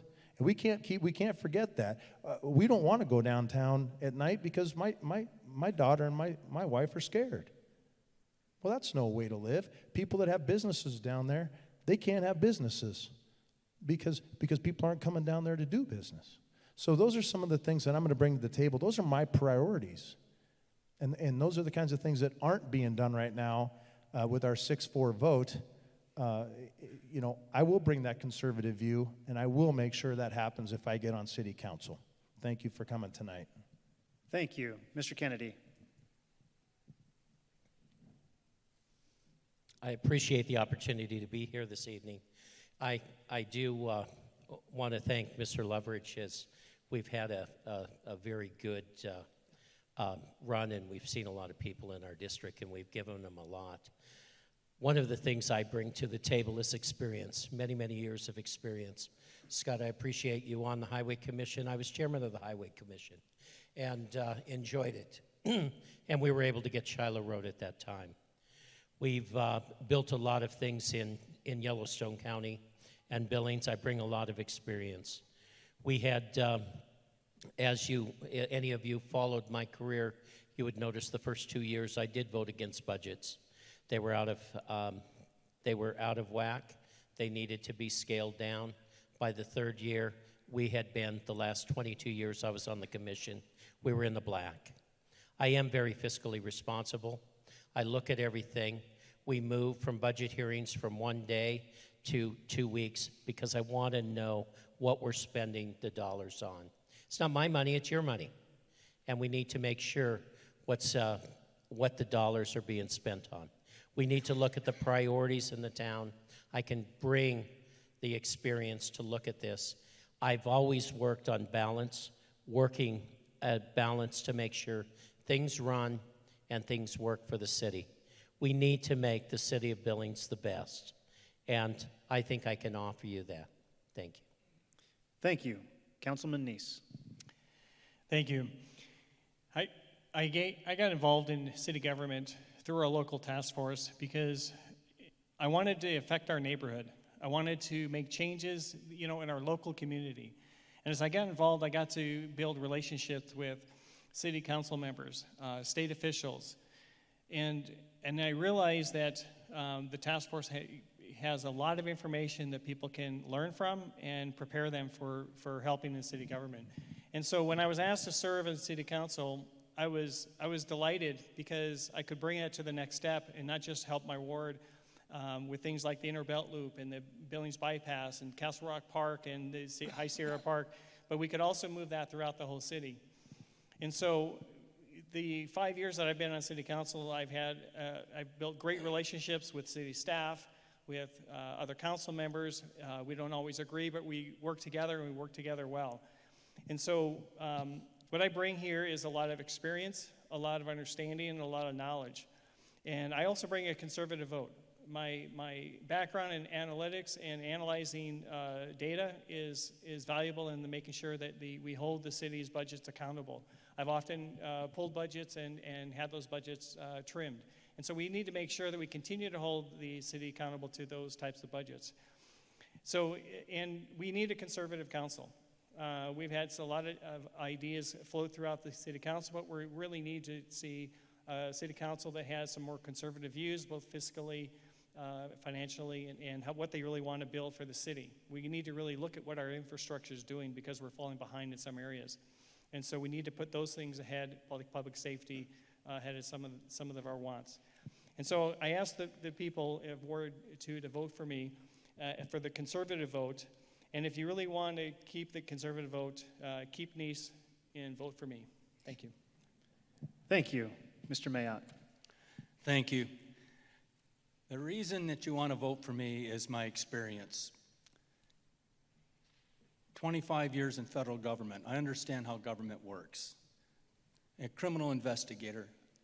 I was involved in some of the largest criminal investigations in this state, and I have worked with every agency in this state over time and still know a lot of people that are involved in those areas. I've been giving back to my community since the first day I got here. I've got about 35 years refereeing soccer and still out there. I'll be out there. I couldn't go tonight because of this, but I'll be out there Thursday night, and then I've got playoffs coming up. I've coached youth soccer. I got, volunteered to take over Amen Park Development Council, and I've been working through that relationship. I've got to know a lot more about city government and getting involved with Sabura and the tax increment.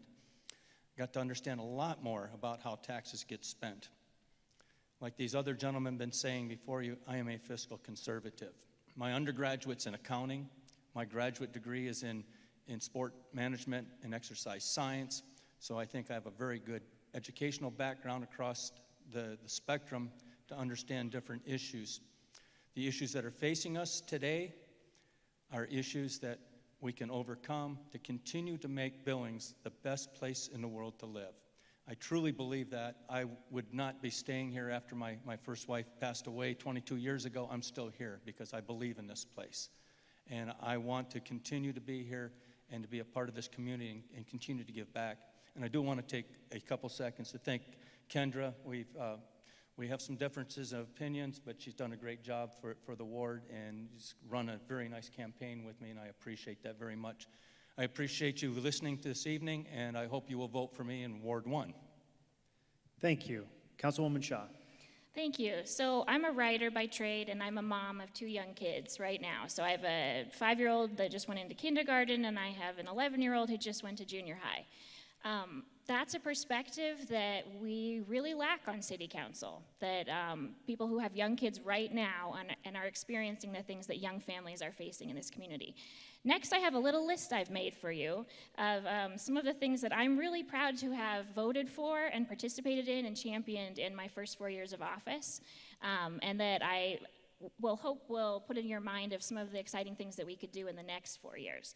So I mentioned before, we have increased public safety funding by $11.1 million a year. We've started several council committees. We started a council budget and finance committee and a council legislative committee to really work with our legislators, to work with other government officials like the county, and really beef up those efforts. When I first walked onto council 4 years ago, our budget was about $6 million underwater. It's now a balanced budget. It has been for a couple of years. That's a significant achievement. We passed the first new zoning code in 50 years. We passed a spa ordinance that's eliminated a number of human trafficking sites that used to exist in the city. We've completed, well, we're about to complete a second one, but we've completed, are attempting to complete 2 safe routes to school studies. Elementary schools was completed last year. Now we're doing junior highs and the private schools, and we're gonna be investing money in infrastructure, sidewalks, lights to get kids safely to their schools. We are about to break ground on a new water treatment plant on the west end, which is really exciting. There's 2 reservoirs that go with this project, and it's gonna increase our water supply in Billings from 8 hours to 40 days. So the water security that's going to bring to our region is significant.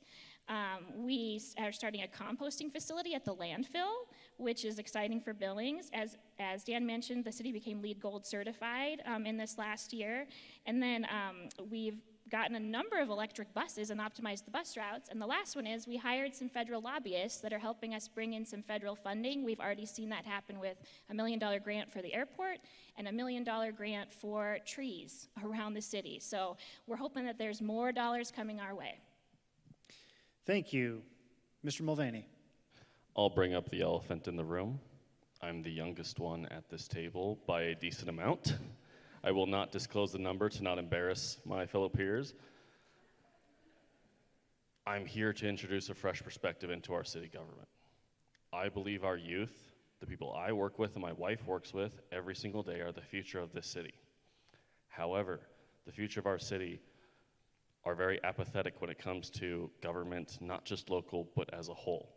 They do not see people that look like them, that represent them, and that understand their perspective.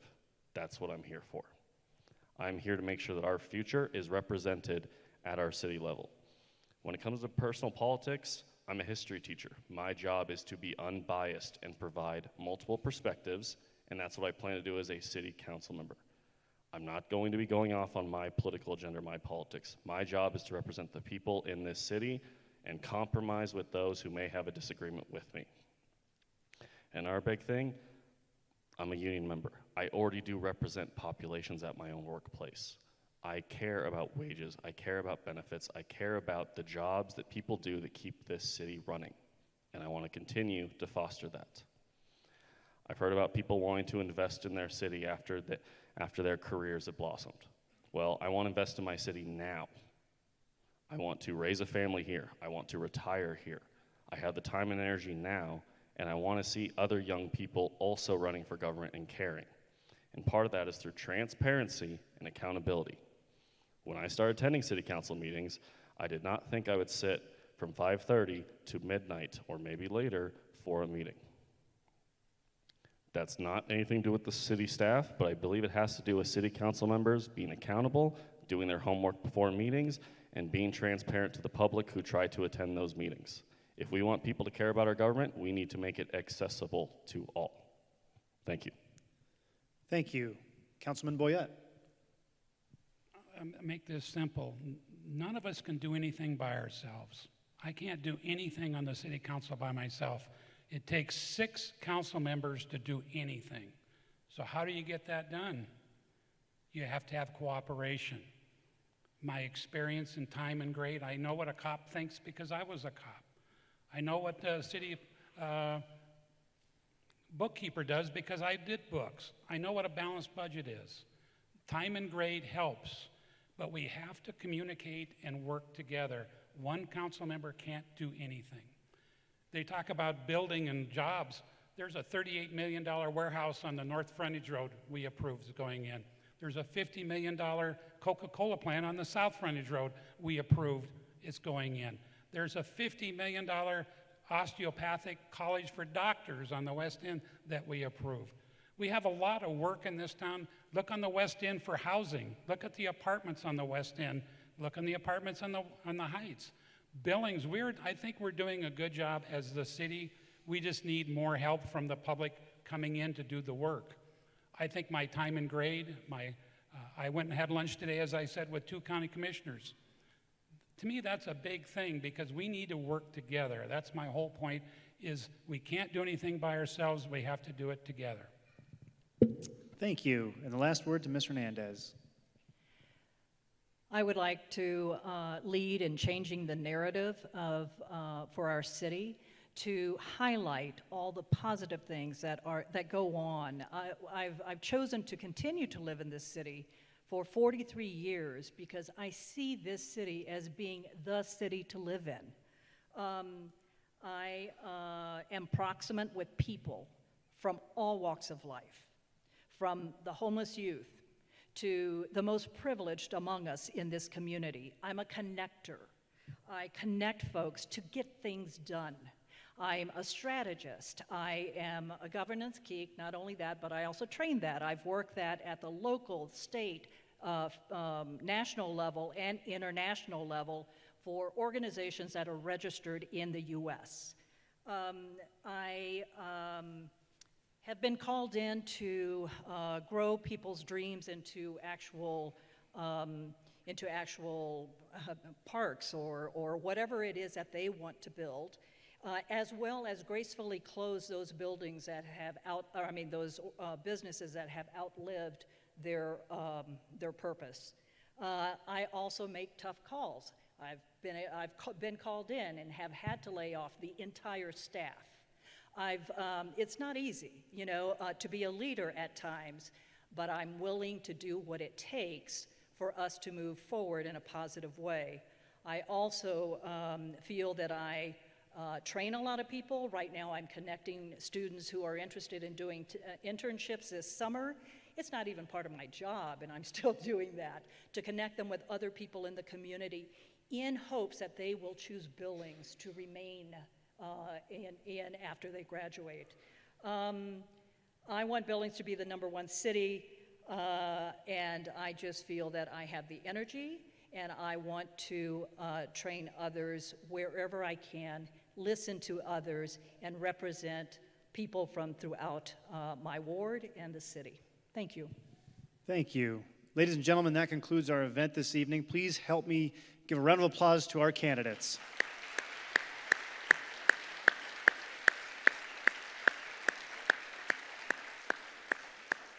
One final thanks to Community 7 for coming and broadcasting and recording tonight's event.